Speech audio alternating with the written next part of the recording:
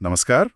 आज हम दक्षिण एशिया में आर्थिक स्थिरता और राष्ट्रीय सुरक्षा के जो उलझे हुए रिश्ते हैं उन पे बात कर रहे हैं।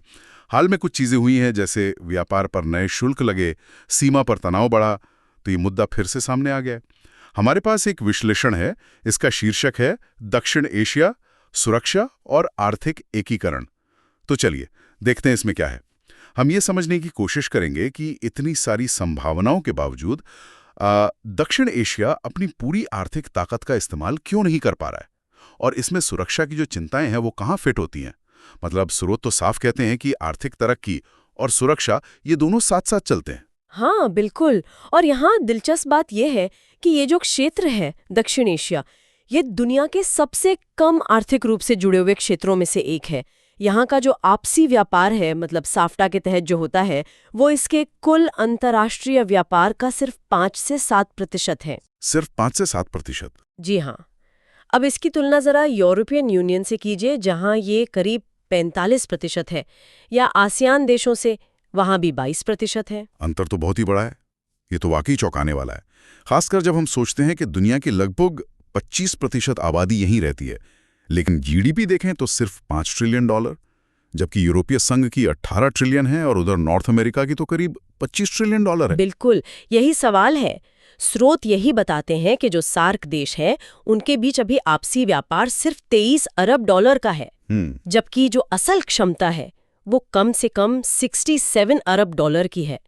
और यूएनएसकैप का एक अध्ययन तो ये कहता है कि ये क्षमता $172 अरब तक भी हो सकती थी। $172 अरब? हाँ, इसका मतलब क्या हुआ कि हम 86% से ज्यादा व्यापार की जो संभावना है उसको इस्तेमाल ही नहीं कर रहे हैं।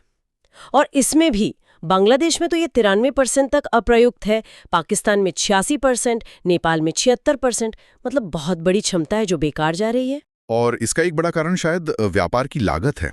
स्रोत में ऐसा कुछ जिक्र है? हाँ बिल्कुल, ये एक बहुत बड़ा मुद्दा है, व्यापार की लागत। ये तो थोड़ी अजीब बात लगती है कि पड़ोसी देश के साथ व्यापार करना वो हजारों मील दूर किसी देश के साथ व्यापार करने से ज्यादा महंगा पड़ रहा है। हाँ, यही तो विडंबना है। स्रोत में एक उदाहरण भी दिया है कि भारत की किसी कंपनी को अगर पाकिस्तान के साथ व्यापार करना है तो वो ब्राजील के साथ व्यापार करने से करीब 20% ज्यादा महंगा पड़ता है। अच्छा, जबकि ब्राजील तो बहुत दूर है। हाँ, लगभग 22 गुना ज्यादा दूर है।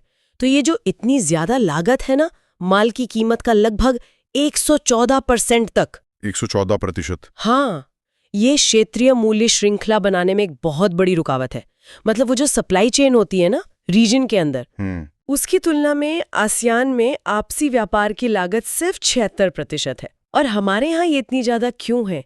क्योंकि जो व्यापार की प्रक्रियाएं हैं, कस्टम्स वगैरह, वो बहुत अक्षम है, और फिर राजनीतिक माहौल का भी बहुत बड़ा हाथ है। और यहीं पर फिर वो सुरक्षा वाला पहलू जुड़ जाता है ना? बिल्कुल। स्रोत यही दिखाते हैं कि आतंकवाद, सीमा पर विवाद, खासकर भारत पाकिस्तान के बीच जो तनाव रहता है, इसने व्यापार पर बहुत बुरा असर डाला है।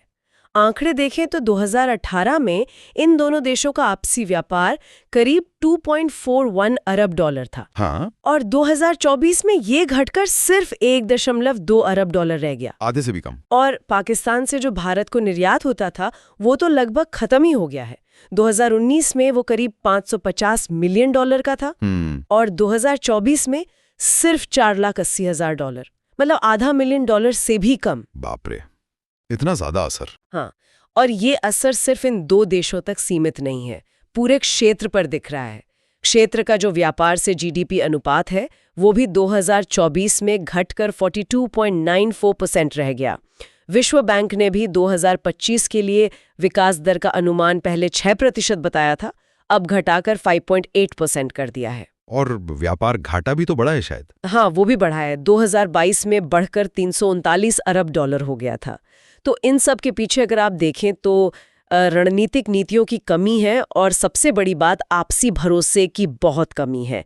सार्क और साफ्टा जैसे समझौते बने तो हैं, लेकिन राजनीतिक मतभेद हैं, क्षेत्रीय विवाद हैं, आतंकवाद है, ये सब मिलकर प्रभावी एकीकरण होने ही नहीं देते। तो मतलब स्रोत का निचोड़ यही लगता है कि दक्षिण एशिया में अपार बहुत ज्यादा आर्थिक संभावनाएं हैं, लेकिन ये आपसी व्यापार की भारी लागत, भरोसे की कमी और ये सुरक्षा वाले मुद्दे, ये सब मिलकर उसे साकार नहीं होने दे रहे हैं।